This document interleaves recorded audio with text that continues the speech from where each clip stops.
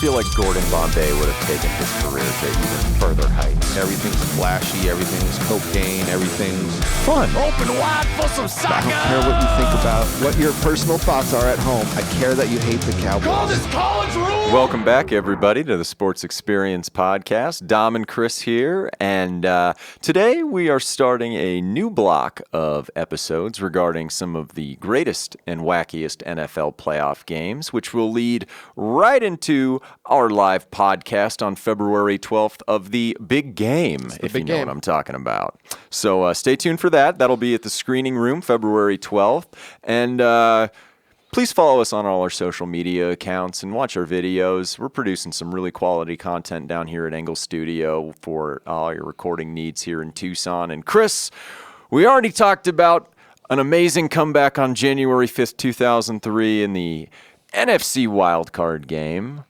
There was another one in the AFC that took place earlier that day. And it was just as crazy, a little less controversial. Less controversial, but it sent 15-year-old Dom into a Franzia drinking binge out of joy. Which we all love. Which we all love. We got the Steelers versus the Browns, which in this era was an actual rivalry, an actual competition between them. So what's weird with this rivalry, as a Steelers fan, is they're separated by, like, for those of you in Tucson, less than Tucson and Phoenix, just down the turnpike, basically.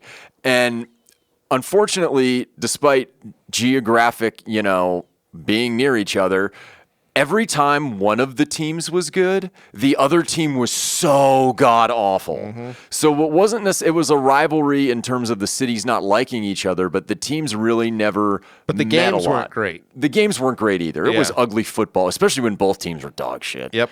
But in 2002, I'll get into the Browns first. Let's start off with the Browns. So from 99 to 2000, because 99 they reappear in the NFL after they went away and went to Baltimore. They go 5-27 those first two seasons under head coach Chris Palmer. However, after Palmer is fired, they make a great hiring in 2001 with Butch Davis, who rebuilt Miami. And that Part 2 on ESPN, you guys should check that out. He was a heck of a college football coach. They start to improve in 2001 by going 7-9, and they had 4 one-score losses that season. So they're actually a competitive bunch heading into 2002 because their quarterback, Tim Couch, is healthy. Go check out our Tim Couch episode, everybody. And they lost, much like the year before, some utterly ridiculous games. Week 1, they lost because Dwayne Rudd took his helmet off after a missed field goal, or after a sack. Yes, that one was insane. It was bizarre. And then in Week 4, against the Steelers in Pittsburgh, they end up losing in overtime because they block a field goal because it wasn't on 4th down. The ball didn't cross the line of scrimmage, and the Steelers recovered, so they got to try again. Oh, yeah. Jeez. They start the season 4-5, but they start reeling off wins, a lot of which was due to their offensive coordinator, Bruce Arians, who was a Super Bowl winner later in Pittsburgh, a Super Bowl head coach in Tampa Bay with the great Satan himself. And they win 5 of their last 7 games, including a Week 17 game against the Atlanta Falcons and Michael Vick 24-16. But it comes at great cost because Tim Couch breaks his leg. Yep. He made it the whole damn season, Chris. He could have made the playoffs. So they have to roll with backup veteran Kelly Holcomb, and they make the playoffs at 9-7. And this was probably Couch's best year as a pro. Went 8-6 as a starter, 61.6 completion percentage, over 2,800 yards, 18 touchdowns. Rookie William Green on the ground and as a pass catcher had 1,000 yards from scrimmage and 6 touchdowns. Jamel White, their pass catching back, had 470 yards rushing and 452 receiving, and they had 4 really good receivers. I was going to say they had a really great receiving core. And that's what you see in every Bruce Arians offense, too. Yes. It's not just 1 or 2 weapons, but they literally had a 4-out where you saw it as throughout the season as them being like, oh, this is like a really good offense. You and then can't cover everyone. Yes. Kevin Johnson was their leading receiver, 703 yards and 4 touchdowns. Quincy Morgan, who actually followed Arians to Pittsburgh in 2005, had 964 receiving yards and 7 TDs. And then our guy from the U of A, who we'll bring up in this game, both good and bad, Dennis Northcutt, 601 yards receiving, 5 touchdowns, and then Andre Davis, 470 yards and 6 TDs. A couple of decent tight ends in Mark Logan and Steve Hyden, and then a veteran offensive line. Sean O'Hara, Ross Verba, Ryan Tucker, Barry Stokes, and Dave Wallabaugh. Special teams was good, too, for him. I was going to say, they have a good team going. They have a good 9-10 win team. Yes. And it's a younger team outside of really their O-line. Davis had a kick return TD and over 1,000 yards. And then Northcutt had 2 TDs off punt returns. Phil Dawson was their kicker. He kicked for 25 years in the league. Yes. Just very Mr. Consistency. And then Chris Gardocki, another veteran good punter. Defensively, they ran a 4-3 under Foge Fazio, who we'll bring up in this game. Kennard Lang, 5.5 sacks. Courtney Brown, former number 1 pick in 2000, unfortunately lost for the year due to injury. Rookie or second-year guy Gerard Warren up the middle was their best player with 2 sacks, and former Steeler Orpheus Roy was there. Their linebackers, they had in the middle. One of my favorite players as a kid, he had just come over, actually, from Pittsburgh after the previous season. Earl Holmes led the team in tackle. Yeah. The Hitman, they called him. 128, Darren Hambrick, and then, of course, Dwayne Rudd, who was a good linebacker despite the helmet incident. On the back end, you had Devin Bush Sr. and Earl Little. Also, Robert Griffith, former Aztec, wanted to bring that up, and Dalen McCutcheon over at corner. They ranked, I believe, 10th in points, 16th in points allowed that season, and had a lot of good assistants on their team too. In addition to Arians, they had Todd Bowles, who coaches the Bucks now. Keith Butler, who was on Pittsburgh's staff forever as a linebackers coach and defensive coordinator, and Chuck Pagano. So that is a pretty stacked assistant coach lineup. Like it's pretty good, and I feel like in this year, if you're a Browns fan, you're like, oh, this isn't our year to like go, but this is our year to like to show that like next year is going to be awesome. This is our year to show that we're back. Yes. We're not making in the Super Bowl, but we're a playoff team, and we're only going to get better. Yes, that's the thing is you can see the level that you're like next year we're going to improve here, we're going to improve there, and then there's the Browns. And then, are they the Brownsiest of Browns in this game? The Steelers this year, they win the NFC North. They're both in the same division still, actually. They're a year removed from an AFC title game loss to New England, where video equipment was used. It's a horrible start to the season. It's a horrible start to the season for them. They get ass blasted in New England and then ass blasted at home by the Raiders, who eventually went on to the Super Bowl that year. And then they start 1-3 after losing in New Orleans to a Kyle Turley-led Saints team. This is his last year there. But in week 4, where they get their first win, is actually against the Browns. And in that game, Cordell Stewart, the experiment was thankful. Oh, thank God the experiment was over, Chris. They ended it to American hero Tommy Maddox. So Maddox takes over. He comes in he has not started a game in a decade. He is the Angels in the outfield Mel Clark of quarterbacks. That's pretty good. That's probably the most accurate assessment I've ever heard in my entire life. Thank you. Because Maddox comes in and really turns their season around. He leads them to a second half comeback and then an overtime win against Cleveland. And then in this game, though, and I'll get into it when I get into their special teams, well, let's just say things get crazy, Bob Ross style. But after the New Orleans game, they reel off 4 in a row, beat Cincinnati, stomp Indy on Monday Night Football with a great ground attack, and then beat Baltimore and Cleveland again. And then they have an insane game against Atlanta, which ends in a 34-34 tie. Michael Vick went. I remember that. Overtime ended with Plexico Burress catching a Hail Mary at the 1-yard line. Yep. It was absolutely nuts.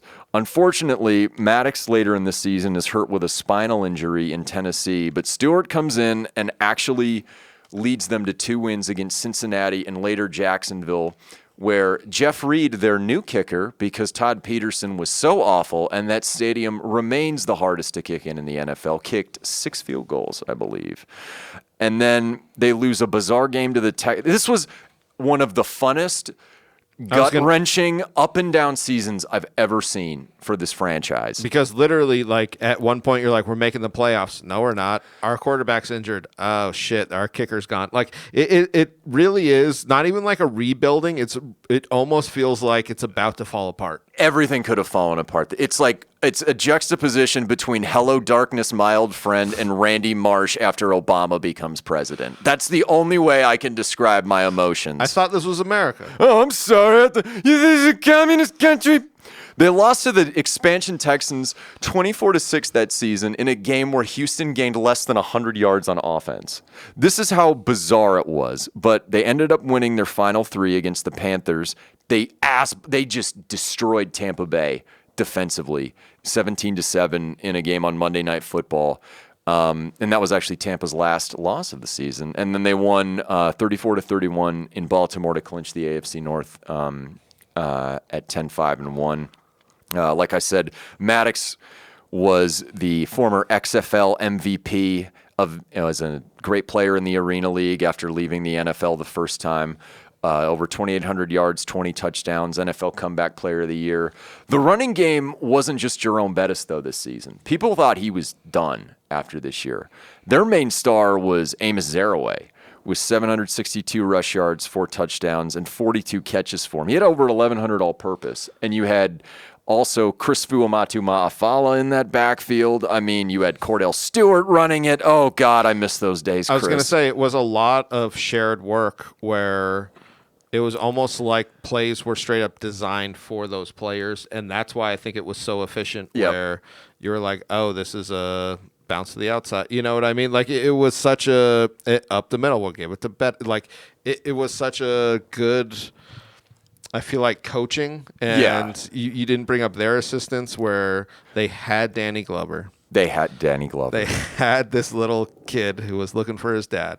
They had another little kid who couldn't see angels but looked adorable in an Angel's uniform. But gosh darn it, did he believe. He believed. But this was a season I did want to bring up, because now that Stewart is not your quarterback and you're very limited in the passing game, and you're bringing in a former arena star, you're bringing in someone who knows how to sling the rock. This was the first year they went from ground and pound to actual and aerial assault, and they had the players to do it. And I feel like it made them versatile, I imagine, for the first time in a decade. That season, I was like, what sport am I watching now? This is enjoyable. Watching all the other, you're just like, all right. 3 yards in a cloud of dust to excitement. Here's another 3.5. Hines Ward made the Pro Bowl, 112 catches, 1,300 plus yards, 12 touchdowns. Burris was awesome, 1,300 plus receiving yards, 7 touchdowns. And rookie Antoine Randall. Oh, yeah. Because this was a franchise that brought in Stewart, former college quarterback, and played in multiple positions. Randall was an All-American in quarterback at quarterback at Indiana, just went to the NFL as a receiver because he was that much of an athlete. Yes. That year he had 489 receiving yards and 2 touchdowns, and they got some Terrence Mathis towards the end of his career peppered in. Great offensive line with Hardings, Kendall Simmons, Marvell Smith at right tackle, Wayne Gandy at left, and our boy Alan Faneca. Listen to that episode. They're all-pro left guard. 8th in points per game, which was not necessarily their forte. Special teams, Randall L. was just absolutely awesome as a kick and punt returner. Jeff Reed provided some steadiness as their kicker. And then Tom Ruin ended up being their punter at the end of the year because Josh Miller got hurt and kind of ended up struggling a bit in the playoffs. Defensively, this is not the Steelers that I grew up watching, because their front seven was really good, but their back end was just god-awful this year. They were liable to get eaten alive as far as their pass defense. They were 20th in pass yards allowed. Up front, you had, the same cast of characters, Von Olhoffen, Smith, and Hampton, that won them so many games throughout the 2000s. Linebackers were great. Joey Porter and Clark Hagans were fantastic. Porter, I think, was all-pro that season with Kendrell Bell and James Ferrier, who is the reason Holmes is playing for Cleveland right now. They picked him up in free agency. But their secondary was not reliable. That's really what it came, because their run defense was, but they could always kind of get beat over the middle or over the top, or in the top. quick passing game. Yep. Like with Brady in New England. There were holes. Gannon in Oakland. Yes, there were definitely holes that were easily taken advantage of, and that's kind of what we see with going into this game. Their cornerbacks, when they were winning their last Super Bowls, had hands of complete stone. Chad Scott and Dwayne Washington were great cover corners who could catch the ball, but they could also get beat deep like nobody's business. You had an aging Lee Flowers and then Brent Alexander at safety. It's kind of a recipe for disaster. Yeah. And because talent wins out a lot, they won 10 games this year. And they get to host the playoff game against the 6-seeded Browns. It's 3-6. And it's a very cold and snowy day at Heinz Field. I love these type of playoff games because they're almost like they're not like any other game. Divisional game? Yeah. They're great. Game yeah. In the snow between two cold weather teams. Two teams who are like a stone's throw away, where like it's brother versus brother. You know what I mean? Like it's that. Those are the kind of like the beginning, of the playoffs. You know what I mean? Yep. Where that's where you feel you're like, ooh, oh shit, and here we go. Pre-game, Joey Porter, as he often did, was already getting into it with Brant Boyer and the Browns. So I missed the first scoring drive of this game. I was at a friend's house the night before. I woke up late, got back home, looked at the scoreboard, and saw 7-0, and I thought, I'm not that late, am I? I looked at the clock and said, oh, sweet Jesus. Yes. Franzia time. So Cleveland gets the ball first. They're facing a 3rd and 14 due to a delay of game penalty, and William Green not finding any running room then and all day long. But on 3rd and 14, Kelly Holcomb, not Tim Couch, but Kelly fucking Holcomb, throws an 83-yard pass to Johnson to get them down to the 1. Well, this is why I feel like their receiving core was so good, where you didn't know necessarily where it was going to go, and you didn't need the best quarterback. And the shitty part for Pittsburgh was Scott, who was their best cornerback, is out for this game. Oh, yeah. A guy who's shorter than me, Hank Poteet, is playing corner. He was a good special teams player, but when you're on defensive unit number 1, you're going to get eaten alive. And Green ends up running it in from the 1 for a touchdown to go up 7-0. Steelers get the ball. 2 zero-way runs net him 6 yards, but a Lang sack forces him to go 3 and out. Cleveland decides, let's not pass the ball on this drive. Let's run William Green 3 times against 3 of the best 3-4 linemen in the AFC. 2 total yards and a punt. Well, you could see their run defense domination, and then you see these other holes where it's like, oh, Jesus. You're just like, why? Why is this happening? But like, thank you, Bruce Arians, I guess. You should have never taken your foot off the gas. Holcomb should have thrown however many plays you had. You should have thrown it that many times. Yes. Pittsburgh gets the ball back on their own 7 after a good Gardocki punt. 0-8 nets them their first down with 10 yards up the gut. Burris has 2 catches for 22 yards and 11 yards, but they only managed to stall out at the Browns' 45 and punt. Cleveland gets the ball. So they're just trading possessions, essentially, back and forth. Cleveland gets the ball to the 37. Northcutt has a nice 12-yard catch, but Holcomb's sacked by James Ferrier, and they're forced to punt. And then this is where you're thinking the wheels might start falling off for Pittsburgh on this next drive, because they're moving the ball. Zero-way has a great 35-yard run to the Cleveland 23. Unfortunately, Maddox throws a horrible interception to Dalen McCutcheon at basically the goal line, and he has this weird cutback across the field run to get him out of there to the Cleveland 31. And I think Maddox tried to force it in because in that first game against the Browns, he had thrown a touchdown to Ward on the exact same play. Oh, yeah. Well, you look at it because as a Steelers fan, I bet you're like, because this is just the way you feel. It's just like, this is going to be my day. Get to the red zone and throw an interception. Oh. Like it's very much like we were saying, like demoralizing when this is the way the fucking game kind of starts, you know? Yeah, no, it was very crappy. And your frenzy deep. Yeah, I was not thrilled, Chris. Yeah. I was not thrilled. Cleveland has a 3rd and 13 at their own 28, and they end up having to punt on their next possession. Unfortunately for the Steelers, Randall L. muffs the punt, and he was one of the best punt returners from his rookie season till the end of his career. Muffs it. Browns recover at the Pittsburgh 32. And on the first effing play, it's a bomb to Northcutt for another freaking touchdown. Which, so when you look at some of these plays, you're like, why wasn't that just the play? Yeah. Why? I'm not trying to be a dick, but like, why weren't we just going over the top every They single couldn't time? cover him the whole. Not only they couldn't cover any of the goddamn receivers the entire game. Yeah. Run one running play and then play action it for the rest of the game. Like, yeah, we're gonna run. Remember that one time we did it? Remember that one time we did it, and he was eaten alive and beaten mercilessly. Oh, jeez. Oh God. Pittsburgh gets the ball back. They're having a good-looking drive. 2 big catches by Ward for 13 and 19, and then get the ball to the Cleveland 25. And you're thinking, okay, we're still in it. Just, even a field goal here, you're just letting them know you're hanging around. And then Maddox gets picked off again by McCutcheon. He gets picked off again. Let me say this, because it'll come back later where he doesn't get picked off. Oh, the second half is erotic. That's all I'm saying. It is wild because when you look at both halves, you're like, oh, yeah, he could have been intercepted like 6 Oh, he should have been intercepted like 9 times. It's crazy because in this first half, he is getting intercepted. In the second half, they are barely missing it. And thank God for that because, like I said, 9 times. Makes it so good.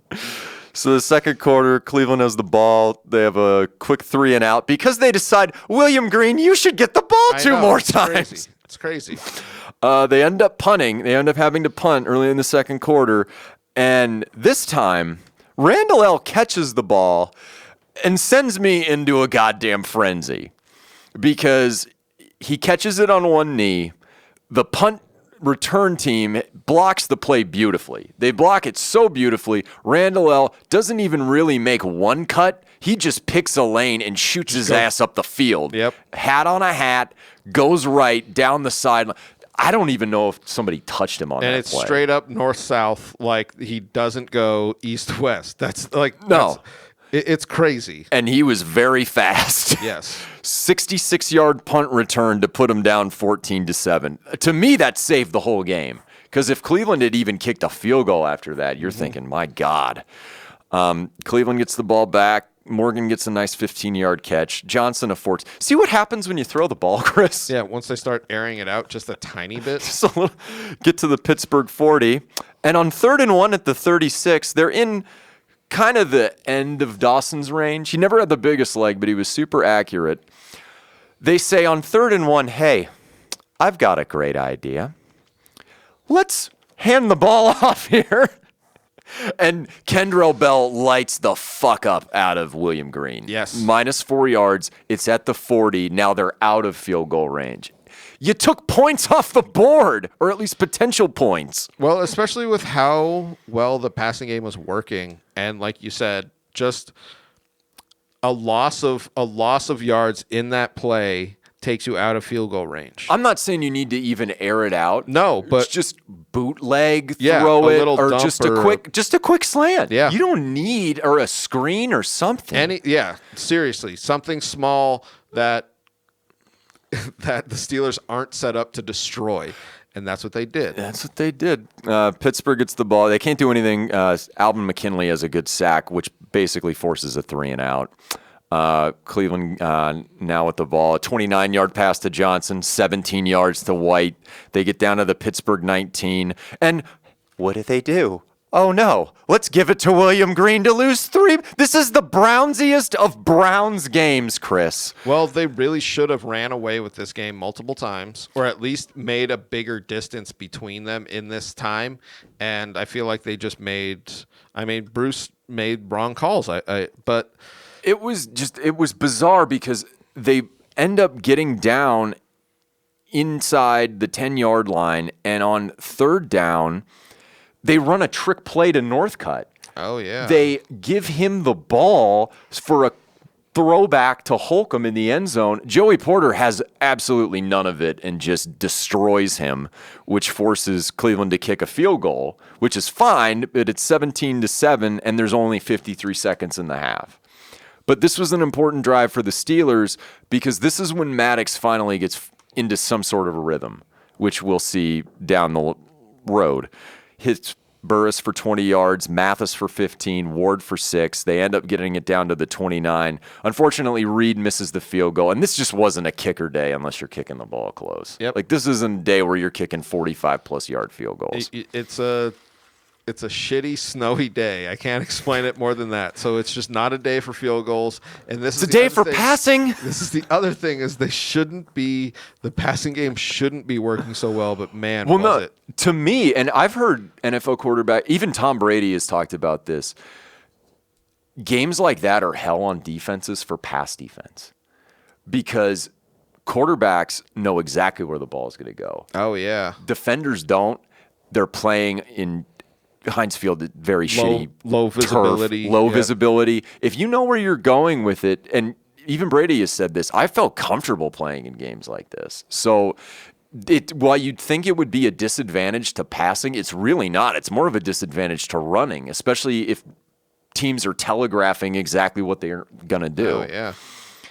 So we come out of the halftime down 17-7. Steelers get the ball. Couple zero-way runs, get 9, and on third down, Bettis is lit up in the backfield by Rudd. And they got a punt after a 3-and-out, which was very inspiring to my 15-year-old self. I was an absolute mess that day, Chris. Cleveland gets the punt, and Northcutt takes it 59 effing yards down the sideline of the Pittsburgh 14. So you're thinking, all right, now this game's going to be over. It's 3rd and 11 after an incomplete and Green losing a yard because, hey, let's keep running that ball, Chris. Mm-hmm. And then Holcomb says, you know what? Let's try a pass here. I'm going to throw a pass bang your way and see where this goes. Northcutt open, touchdown, 15 yards, 24-7. With 12-17 in the third quarter, 27-17 left in the season, and now we start with a Pittsburgh Steelers tradition. It started today. Mm-hmm. Back in 2003 in this playoff game, the PA announcer decides to play the Styx song Renegade to fire up the crowd and fire up the team. Renegade, if you're not familiar, was the song Billy Madison was getting trashed to after finding out that the principal lied about him cheating his way through elementary school. Really wish they would have played other Styx songs, though, which would have been more comical, like Lady, Mr. Roboto, Come Sail Away. But Renegade's cool. Renegade's do you think cool. he looked over to some intern and he goes, you know what this crowd needs? And he goes, what? Styx. And he goes, you mean like chopsticks? Who are you talking about? And he goes, Lady of the morning, Domo Arigato. And now, obviously, today, whenever they need a defensive stop in the second half, usually the fourth quarter, they will play it with like a montage of basically some of the greatest players. Yeah, just an orgasmic montage of defensive football that we don't see. It's hard to keep Dom from popping when he sees it or hear that song. It is. It's kind of... It's his Desperado. I have a problem. Cheryl Miller's brother plays basketball? Keep trying to talk to him during Renegade. He's like, shh. Oh, Chris, that Desperado reference. That got me. So... what do they proceed to do after Renegades played? They go 3-and-out. 2 Maddox incompletions. Cleveland gets the ball back. They have a good-looking drive here. A 16-yard catch by Campbell, 15 by Morgan, and then a roughing the passer on Mike Logan on Holcomb. Saves him from a 3rd and 9 at the Pittsburgh 42. And a field goal likely wins it here with time ticking away. You're up 20 points. Then it's 2nd and 15 at the Pittsburgh 32. Holcomb throws probably his really only bad pass of the game. And this is the most important play of the game, in my opinion. I was just going to say, this is really where the momentum changes because, like you said, if they put any more points on the board, it's almost out of reach. Not to where it's impossible. Obviously, we just talked about this other game that had, but the time and conditions. The time, the conditions, and the mentality where they just have not been getting anything going offensively. Maddox has been throwing a lot of bad passes, but we see this interception by the Steelers, and Mike it really Logan changes. It was Renegade. I'm sorry. It was Renegade. It's always It wasn't the interception. They went 3 and out, but they could feel it on the sideline. They were like, come on, guys, for Styx. And they're like, for Styx? For Styx? For Styx. Probably the only time that's ever been uttered. We're doing it for... We got to do it for Johnny. We got to do it for Styx, man. For Styx, man. So they take advantage with 7:35 left in the quarter. 2 completions to Jeremy Tooman, net him 15. And then on 3rd and 1, Randall L. has a nice 5-yard catch to extend the drive. 2 to Ward, gets 12 yards. And then a 24-yarder to Randall L., who was probably the MVP on offense for this game. 2nd and 6, 2nd and goal at the 6. Maddox hits Burris with a great catch in the back of the end zone. Before he shot himself. Before he should have been a Hall of Famer if that didn't cost him those seasons. 24-14, 3:59 left. Cleveland says, we don't care. We can pass the ball too. Davis has a 43-yard catch to get down to the Pittsburgh 15. But by this point, Cleveland has used their last 2 second-half timeouts. For challenges. One for challenge. And one for a timeout. And one for a timeout. And it's 3rd and goal at the 6. There's an incompletion to White, but Dawson gets him a field goal to make it 27-14. Start of the 4th quarter, you're down 13 points. You're still in it, but every time you touch the ball, you have to score. I was going to say they can't have a missed possession. Yeah, like no more 3 and outs, no more nothing. Even read field goals, that's okay, but you need touchdowns. Yep. This is when Maddox just goes nuts. I mean, I will never forget this 4th quarter because it was just like, I just remember sitting on my couch in my boxers going, is it fucking real? Like He's doing it. He's doing it. He's living up to all those John Elway replacement. Go listen to that episode, expectations. So on this drive, 5 plays, 65 yards. Maddox went 4 for 4. He had 0 and with 1 0-way run for 7 yards. 20 and 30-yard catches from Randall L. Then he gets another 6 down to the Cleveland 3, and then finds Tooman in the end zone to make it 27-21. You probably don't know this, but that's when they started the 4 for 4 at Wendy's. That's when, 4 for 4. And that's what they call it. Bring back the baked potato, you bastards! Oh my God! Can we just divulge into that for 20 minutes? Can we? I'm down. Then I'm going to get all horned up talking about this game and baked potatoes. Renegade kicks on, a baked potato comes in. It'll be... Yeah, but Maddox, and this is when I feel like the crowd gets back into it too. Young Dom, Steelers get back. Like the fans are like, oh, this is a comeback that could happen. And if there is any franchise in the NFL that blows playoff games in fashions like these, it is the Cleveland Browns. Yep. But to Cleveland's credit, this is the one that broke me. Like there was something in my brain that broke me on this drive. Northcutt gets 18. Green, 23 on the ground, his only good run of the entire. So finally it worked. Well, yeah, one time. One time. Get to the Pittsburgh 22. The defense forces them into a 3rd and 12, and you're thinking, okay, well, if they kick a field goal, you're down 9. It's just a touchdown and a field goal. Holcomb finds effing Davis to make it 33-21. And at that point, I thought, there's 10:25 left, but I'm thinking, okay, it's over. I can get back to my normal life again. I feel like this comeback was such a great comeback because the Browns did keep scoring on into the 3rd and into the 4th. And multiple times you're like, all right. It was a good run like this right here. There's a shot of Northcutt on the sideline in NFL films where I think it's after this play where he says, we're going to Oakland. Yes. We're going to Oakland. After this score, because it was like, got a little rocky, and then they're like, no, this is ours, and then it's in hand. And they go for 2, but an incompletion to Morgan, so it's only 33-21. Steelers are down 12, and they're still 10-20. That was kind of Cleveland's problem, is they would get these chunk plays and take no time off the clock. Yeah, because they couldn't run it for shit. So, Yeah. I mean, Pittsburgh gets the ball back. Pass to Fuamatu Ma'afala, gets them a first down, but a sack by Orpheus Roy destroys the drive, and there's 8:46 left. Cleveland gets the ball. White has a 4-yard catch to move the sticks. 2 green runs get him 7, but an incomplete. See, this is the drive where I thought Cleveland should have just gone for the jugular. yep. You're up 12, just get it into field goal range, and you pretty much have it sealed. They force the punt with 5:37 to go. Pittsburgh gets the ball back on its own 23, and on 3rd and 10, Mathis saves the day with a 14-yard catch to move the sticks. Fuamatu Ma'afala gets him 10, Mathis gets 11, but a sack by Rudd was negated, or a sack by Cleveland was negated by a defensive holding penalty on Rudd, Yep. which gives you the offense an automatic first down, which completely bailed Pittsburgh's nuts out of the fire. Because that should have been, I mean, their turnover. For all intents and purposes, that was a game. Yes. But get the ball back or move the sticks. Mathis gets him a 6-yard catch, but an incompletion to Ward. You thought, oh, this is terrible.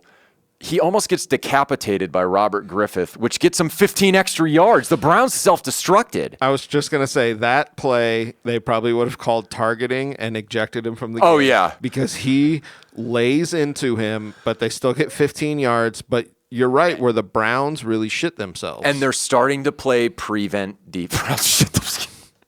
But at this point, Fazio is running a lot of prevent defense. Yes. And that's the worst thing you can do for an immobile quarterback like Maddox. You need to get up the field and harass his ass and not have a clean stand pocket. back. Yeah. So the penalty helps him get down the field. Ward gets 12, and then on 2nd and goal at the 5-yard line, Ward makes one of his patented goal line plays where it's in traffic and he drags people into the end zone for a touchdown. 5-yard TD catch. Score, kick the extra point with Reed, and then there's 3:11 left on the clock, and they're down 33-28. And man, is it a beautiful disaster. Oh my! I was so nervous before this drive, Chris. I was so nervous Because they need a quick stop. They can't. Well, obviously they can't let them run the ball because they can't run the ball. But like that's what this like as a Steelers fan, you're like, oh. We actually have a shot right here. Well, they have 2 timeouts in the 2-minute warning. So, like, I remember doing the calculation in my head going, you can give up 1 first down. Yep. But a 3-and-out would be nice, but you can only give up one first down. One. Yeah.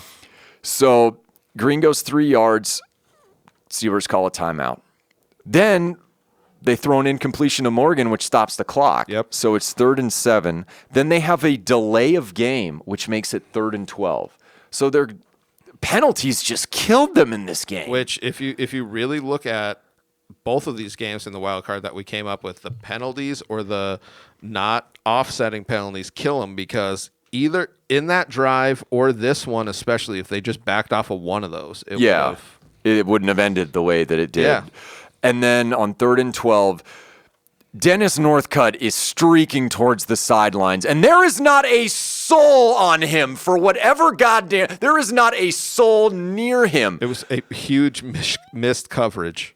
Holcomb throws him a great ball, just a pitch and catch ball. He's like 3-4 yards down the sticks, and there's nobody around him, so he could have easily turned it up into Pittsburgh territory and iced the game. He drops it. He just completely, it's one of the, it's He's like the almost too Shockey open. play. Yeah. Yeah. He almost just too easy. He drops Yep. the ball, and Pittsburgh doesn't need to use a timeout. Because it's another incomplete pass. So now they have timeout, 2-minute warning, 3-and-out. 2:42 left. They have a timeout and the 2-minute warning, and they get the ball back, and Maddox has finally started heating up. They get the ball back at their own 39, 2:35 left after the punt. Burris nets him 24. The prevent defense is not working. Well, let me say this, though. Hold on. Because this is the drive I was referencing where there were 2 passes that were almost intercepted. Exactly. Literally, because the prevent defense, like we're talking shit on it now, but there were 2 passes If a guy makes that the were catch, yeah. so close to being intercepted that I bet young Dom was like, that's my first heart attack. Oh, God. Oh, I had plenty more. That would be a baker's dozen for me, Chris. That's correct. Incompletion to Burris. Ward gets 10. Burris another 17. And they're already at the Cleveland 10. Yeah, they marched They down. they just cut through them like a hot knife through butter. Maddox really does. I mean, if you watch that march down, I bet because sometimes you march down and you're like, oh, we went too fast. You know what I mean? Yeah, you're leaving time on the clock, and you're just like, oh shit. Like it's a strategy, man.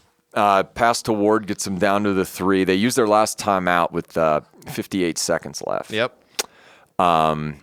Then they decide to call a very smart play, but neither Bettis or Zeroways in. It's Fuamatu Ma'afala, just like the old NFL primetime Berman's like, he's a bad Ma'afala.